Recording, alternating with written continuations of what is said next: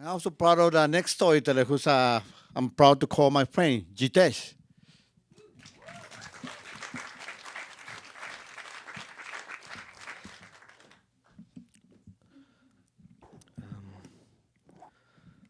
I'm not nervous, I'm just cold.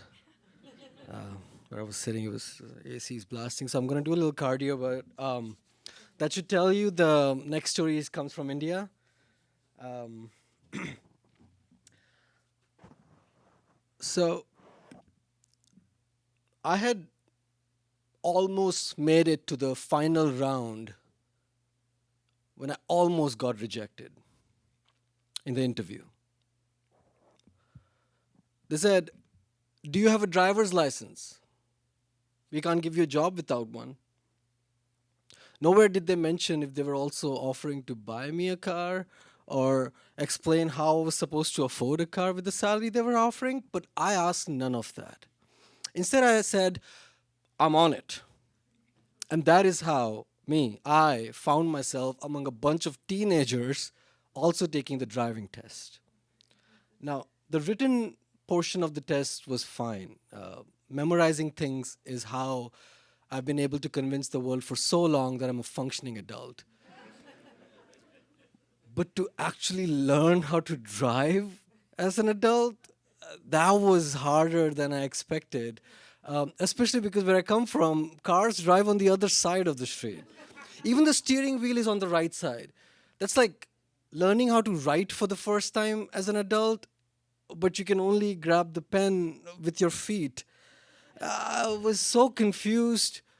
So I got a driving instructor, this smooth talking Puerto Rican guy. And he says his way to motivate me was, once you get good at it, you can drive with one hand on the steering wheel while checking out girls outside the window at the same time. And I was like, I just want a job. We practiced in the parking lot of Jules. On more than one occasion, he had to pull the steering wheel away because I would try to go into the store with the car. After 2 months of practicing, he convinced me that I was ready to take the driving test, and that is how I ended up in the quintessential American institution, the DMV. Now, the DMV is a very peculiar place in the sense that neither the people receiving the service, neither the people providing the service want to be there. The agent assigned to test my driving skills pretended like I had dragged him away from his office and strapped him to the passenger seat against his will. He was pissed at me, and I was like, I haven't even started the car yet. The result? Fail, fail, fail. No, literally. Thrice. At that point, I had to admit that maybe it's not just the DMV. Maybe I'm a bad driver. Back to the Jules parking lot. Um, how come you're 30 and still don't know how to drive? My instructor asked me. And I gave him every excuse in the book. Oh, you know where I come from? The traffic is so bad. You don't want to be stuck behind the wheel all day. Oh, the cabs are so cheap. And there's these three-wheeler auto rickshaws that are even cheaper. So your father never taught you how to drive either. That gave me a pause as he steers the steering wheel away from me, from the store entrance again.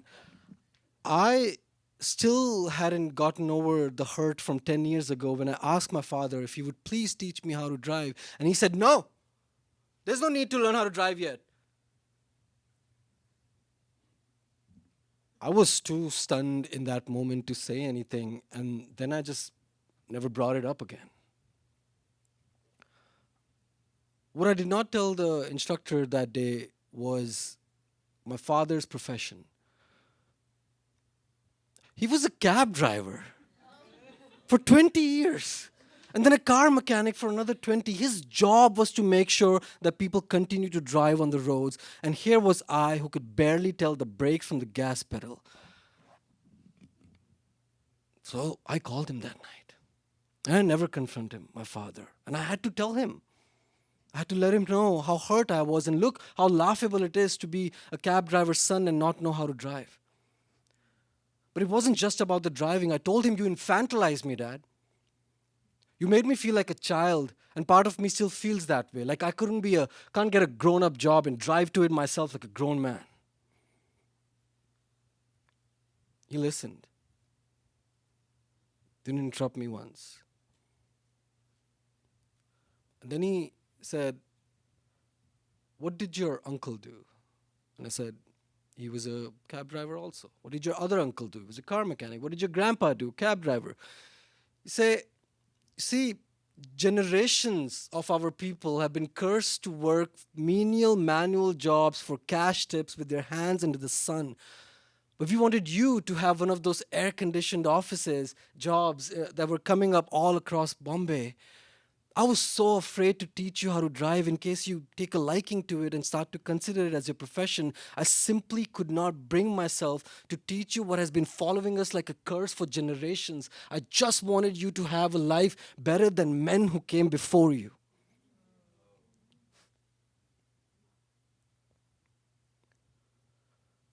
The next week, I go back to the DMV. And this time, they sent to my car Fred, this sweet, loving embodiment of the Midwest. He was so sweet. He just wanted to give me tips on how to find parking once I have my license. And I'm like, I haven't even started the car yet. I drive a couple of laps around the DMV. I drive us back. He steps out of the car. He says, wait for me for a second. He steps back in and hands me my first ever driver's license.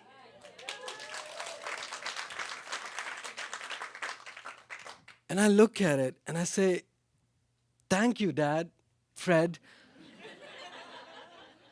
I eventually did get that job and worked in many, many air-conditioned offices, but these hands, they love labor. It's in my genes, I've learned. I drove myself here tonight, and I drove wonderfully.